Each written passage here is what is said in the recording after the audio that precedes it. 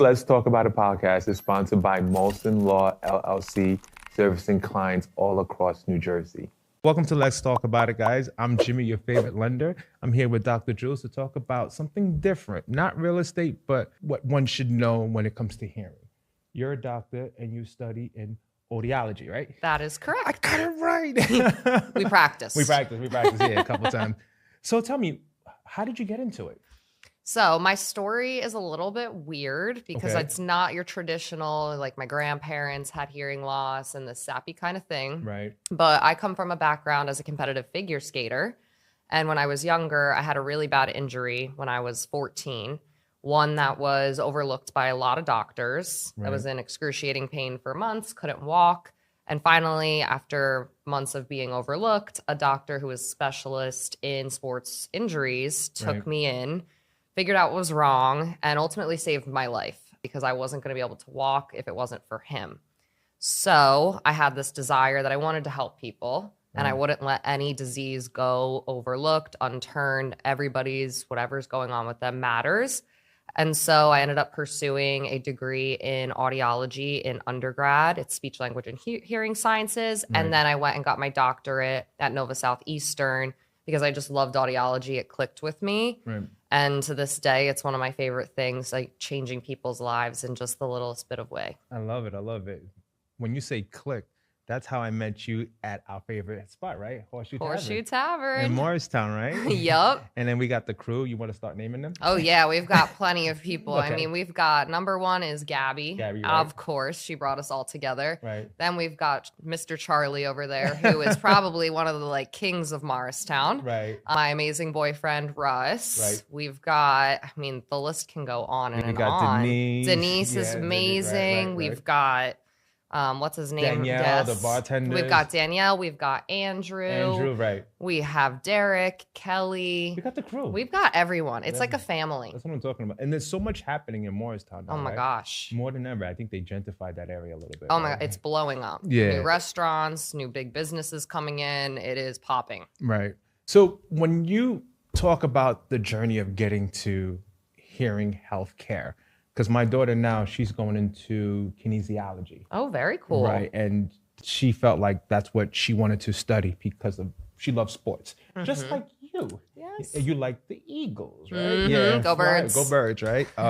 So I love the fact that you specifically went into something where you know where you can solve one's problem when it comes to health, right? So speaking of the Eagles and what you do, you are from previously South Jersey, right? That is correct. Right. And then you lived in the South, Florida for a while, Yes, right? I lived in Fort Lauderdale. Fort Lauderdale, okay. A1A?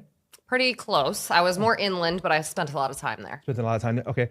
And then you came up north where I met you in Morristown. And so now, how do you see your field growing with different aspect of one looking for hearing? So audiology has grown a lot over the years, just in terms of the importance of treating one's hearing, Right. especially with the masses of research coming out, linking and correlating hearing loss to cognitive decline. Okay. And so the more of that research that's come out, and I mean, I've lived kind of all over the place, and starting in South Jersey, then Baltimore, then Fort Lauderdale, now Morristown, Okay. I've kind of seen a lot of different aspects in terms of healthcare.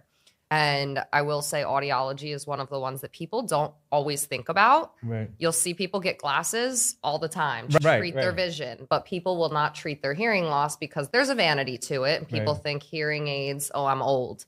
But it's not the case. It's actually really important because hearing is the most important sense that we have. You can think about going to sleep at night. We close our eyes, we don't close our ears. Right. Your ears are always working 24/7, 365. So it's just really important that audiology becomes more known and more important in the world of healthcare, Right. and that people are taking action because we just know so many things that can occur if you kind of ignore the fact that hearing is pretty much the most important sense we have. It's interesting you say that, right? Because growing up, the question was always asked, would you rather lose your hearing or your eyes? And I'm like, I lose my hearing all day. I'd rather see. But now speaking to you about how important it is to have hearing as living, it definitely means plenty. So changed my mind a little. But if you still ask me that question, I'm gonna lean towards, a little bit of I need my eyes. Yeah, but you have to think. So your eyes keep you away from things. Yeah. Your ears keep you away from people and family and friends. So you can look at it in that perspective. That's a good way of looking at it. You talked about what age you started going into audiology, right? Because you went through an event that you felt like you can provide. So how does one evaluate hearing impaired? So that's a great question. And depending on where you go, it could be different. Right. But at my practice or at my colleague's practice that I'm an audiologist at, Hearing Doctors of New Jersey in Livingston, we do things a little bit differently. So our appointments are actually 2 hours long. Okay. And the first part of it is that you pretty much come in. I'm going to ask a lot about the medical history, what kind of things you're struggling with. Is it hearing loss? Is it tinnitus, et cetera? And then from there, we do some objective testing, which are tests that, are calculated on their own. The patient doesn't do anything. Right. Then we do go into a sound booth, which a lot of people joke is like a recording studio. And we do the beep test, which a lot of people have had before. Right. And so we do that one because we have to. We have to understand your stage and degree of hearing loss to also relate that to your risks. Right. And then from there, we'll actually test to see how your brain hears, because that's the most important aspect, is how your brain processes sound. So we do that. And then, as I mentioned, that correlation between cognitive decline and hearing loss or untreated hearing loss, we actually do a cognitive screener in the office as well to make sure we're monitoring things. Because if there's any red flags, then we can at least get you in front of the right people. Right. And then ultimately, because people tend to wait 7 to 10 years before they actually address their hearing issues, we'll actually treat patients the same day that they come in, so that they don't wait any longer and they start hearing better that same day. So it's a very unique experience. I can't speak for every practice, but that's what we do at Hearing Doctors of New Jersey. I would also point out how important you guys are too when some are having preemies. My friend, when he had his preemie, his twin boys, one had hearing problems, and they went to someone like you, a professional like you, and then they also had to go to school. And I think after a couple of years, the hearing got better. Now they're speaking and hearing to full capacity. But can you talk about that a little bit during birth, when a child probably can lose their hearing? Yes. And how do you solve for that? Yeah, so there's a lot of things that can happen both during pregnancy and also delivery, and also with like how mom is health-wise. Right. So a lot of things can ultimately cause a child to come out with hearing loss. And the biggest thing that has come about is the newborn hearing screening. However, if there's a premature infant, they typically have to be in the NICU a lot of the times. And so being in the NICU for over 5 days and receiving any kinds of treatments that they do also puts a child at risk of hearing issues. Okay. And that's why, and I have plenty of friends that specialize. I do not specialize in pediatrics, but I have tons of friends that do. And pediatric audiology is super important because as children are that young, 80% of their learning is called incidental learning, meaning they're just listening to like a conversation we're having and picking up on it. Right. But if they're not able to hear, they're not going to get that 80% of their incidental learning. So utilizing pediatric audiologists that maybe are fitting the child with hearing aids because they need it to hear, working with a speech language pathologist to talk about, the language skills and things like that. Having a really multifactorial team, interdisciplinary team is super important to make sure, no child goes kind of what I said earlier, unturned. Right. They're being followed throughout their childhood to make sure they're hitting all those milestones that they're supposed to. So as a second language, are you required to take sign language? So everybody thinks that. I took one sign language class in undergrad. But actually, most audiology programs, we are not required to learn sign language. And that's because there's a difference between the deaf community and then somebody having hearing loss or almost deaf to that point. The deaf community communicates through sign language. They don't want to necessarily treat any of their hearing loss. That's just their decision, and we all respect that. Right. But that's why it's not required for us, because we don't typically work with that community as often as you would think. The reason I asked that question, because I hear it sometimes when I go online. I'm like, okay, maybe you should have that language. But You answered that question. Thank you. You're welcome. So how does one treat for tinnitus? Okay, so tinnitus or tinnitus, potato, potato. Oh, I said it. Did I say it wrong? You did a little bit. Oh, That's man, okay. I messed it up. My bad. Most people say it wrong, actually. Most people say tinnitus, but fun fact, itis means inflammation, and tinnitus is not inflammation. So Yeah, that's science. technically, tinnitus. Tinnitus. Okay. But yeah, so a lot of people come to me and say, you know, I've heard there's nothing you can do, or they'll go online and do the rabbit hole of Google. Right. But there's a lot of ways to treat tinnitus. 90% of people that experience it, it's actually just a symptom of hearing loss. So just by treating the hearing loss, you're going to do great. You're ultimately going to be able to lessen the annoyance of that sound. Right. But for other people, because there's other components of our brain that get involved, you need to do something a little bit not intrusive, but more aggressive. And so there's actually a treatment called Linear. It's the first FDA-approved tinnitus treatment. It's been in Europe for like over 5 years, I believe, at this point. It became approved in the States in 2023. And I was lucky enough to work at a practice in Manhattan and work really closely with Linear. But it's an amazing device that really great clinicians that will help the tinnitus, again, not go away. There's no cure, but it gets to be background noise and less bothersome. Okay. So that's almost as good as cure. So there's lots you can do to treat tinnitus. So if you've ever heard anybody tell you just live with it, you don't have to. Okay. There's a cure. Let's Talk About It podcast is sponsored by Real Estate Title, servicing clients all across the state of New Jersey. Speaking of cure, from the time you started till today, how have you seen technology evolve around? It's crazy how much technology's evolved. I mean, we all have like our grandparents' parents who had these big chunky hearing aids that they were wearing and they're like, they can't hear anything. Or nowadays they utilize a lot of artificial intelligence and smart technology. So the hearing aids are really doing everything for you. Right. And they're Bluetooth compatible. So people can have their phone calls, podcasts, all types of things just going in their ears. They're kind of like an agent. Yeah. I love it. So when you speak of the iPods and everything, should one be cautioned when they're dealing with earbuds and, you know, these beats and all that stuff that is going through their ears for sound, for better sound? You know, like sometimes people blast it and I'll get notification on my phone and be like, hey, this is too loud. Yep. Should that be taken serious? It should be, especially if somebody is wearing them constantly all the time. However, with noise exposure, for it to be permanent, like noise exposure damage causing hearing loss, it has to be pretty loud for a long period of time. Okay. So the OSHA standards is pretty much says that if it's 85 dBA for 8 hours or more, you should be wearing ear protection. What does dBA mean? dBA is a weighted average for like decibel level. Okay. I know they use an A weighted average. I can't go too in depth on that. Sorry, it's okay. my psychoacoustics professor. But yeah, so anytime 85 goes to 90 and 95, you want to cut that time in half. Right. So it really depends on the volume and the longevity of time you're listening. But yeah, I mean, kids these days, they are always wearing headphones. Right. So that's why definitely take it in consideration.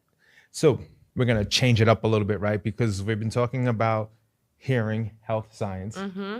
Where was the last place you visited for vacation? The last place I visited was the best place I've ever visited, and that was in the Dominican Republic in Punta Cana. Right? Yes, I did. It was amazing. It was an 8-day long vacation with my boyfriend. It was an all-inclusive. Right. It was beautiful. I mean, at one point, the middle of our trip, our room got upgraded. We ended up staying in a castle, 2-floor room with like our own plunge pool. I wish I could go back right now. Let's go. Wow. Okay. That's what's up. And how was the food? Actually, really good. You know how all-inclusives, they say, you know, hit or miss? Right. It was really good. Okay. All the food. So you're young. You're currently renting now. If you're thinking about buying a house, how would you go about that? It's a great question. So I don't know the exact answer, but I know for me and also like my boyfriend, if that was something we would be looking to do. Right. First, it would be kind of sitting down and seeing the finances. Like, all right, what would be our money down? And going through different houses and locations we'd want to be staying at. Right. What are the taxes in that area? Because that's a big part of it. I mean, a third.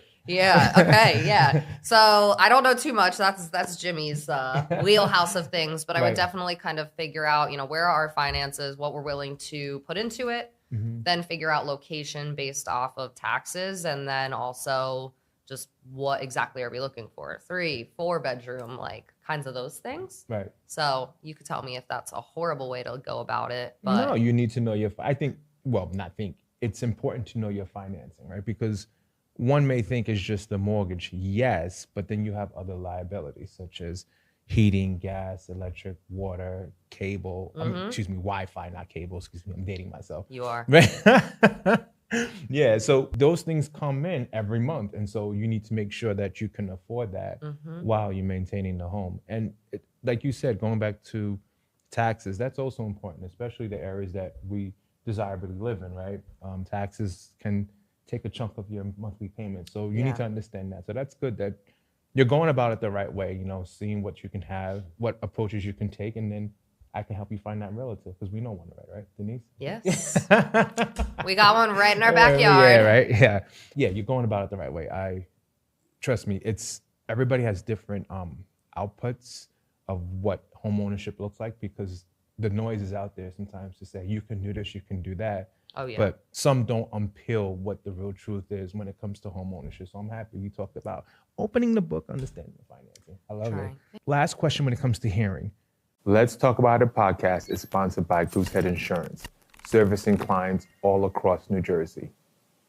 What's the biggest hearing health mistake that one makes? This is probably the biggest one, and sorry for any of you that do this, but going to someplace like Costco to get hearing aids is probably one of the biggest mistakes you can do because, first of all, you would never go, for instance, get a colonoscopy at Costco. Oh, no. Exactly. So you're not going to go treat... Say that? She said Costco. I do this in all my talks. Okay. You should never go there to treat your hearing health care either. Go to Costco to get your bulk toilet paper, whatever. Right. But don't expect... Keep it Kirkland. Yeah, exactly. Exactly.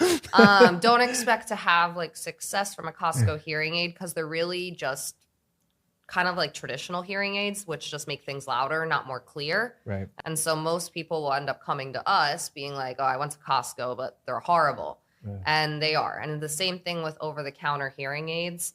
Nobody should just be doing a DIY kind of method to treat their hearing loss. It is a major medical problem. Right. And you should be seeking a professional audiologist to help you through that, not going and trying to figure it out on your own because it's probably not the best idea.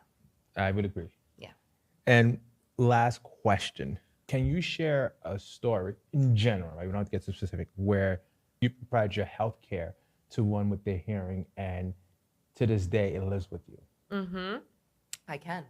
So I actually have probably one of my favorite patients ever, but their son brought this woman in to see me. She's much older, right, and she's never treated her hearing. And her husband had since passed like 2 years prior to this. And they're just picked up on stuff. She wasn't noticing things. It's also important just for safety. And I couldn't do everything I needed to do that same day because some people require like a custom mold kind of thing. Right. But I put these hearing aids on this woman's ears and she nearly cried. Because she could hear for like the first time and who even knows how long, probably more than a decade. Yeah. And every single time she comes in or her son comes in, she's the sweetest little old lady that thinks she's going to break the hearing aids. And I think I'd be more impressed than scared. But every time I see her on the schedule, she's easily just like the most gracious person. And that's one of those moments where you see how much you can change someone's life just by giving them that hearing again. And like, she'll just come in and hug me and be like, I love you. I'm like, I love you too. Like, can I take you home with me? Oh my, it's the small things that have these huge impact and they'll always remember you for that. And that goes back to why you do what you do, right? Because you said in the beginning, you fell down, you knew your purpose was, I'm going to help that person throughout their life because that's who I am. Because I experienced something when I was growing up. So shout out to you for doing all that stuff. Thanks. Dr. Jules, thank you so much for coming on Let's Talk About It. I appreciate your time, and I can't wait to see you next time in Motown. Thank you so much for having me. This was awesome. For those who are looking for you, where can they find your practice? practice? They can find the practice online, actually, at hearingdoctorsofnj.com. Okay. And we are located in Livingston, New Jersey, right off of Northfield Road. So if you know Livingston Diner, it's pretty much right there. You can just give the office a call if you need more information, and we can always schedule a phone call to help you out and direct you. Love it. Again, thank you so much. For those, welcome to Let's Talk About It. You can always find me on your favorite streaming platform, whether it be Apple, Spotify, Amazon. I'm there. Let's Talk About It by Jimmy Mortgage. Hey listeners, are you looking to improve your home comfort and save on your energy bills? Let's talk about Seal Power. They've been awarded Energy Star Sustained Excellence Award, seen on Good Morning America, the New York Times, and World News. Seal Power is dedicated to keeping your home cozy while saving you money. Check out their website for tips and incentives and more at CIELPOWER.com. Stay comfortable and save with Seal Power, where comfort meets efficiency. Follow them on Instagram for updates and more, and Let's Talk About It as well. Thank you.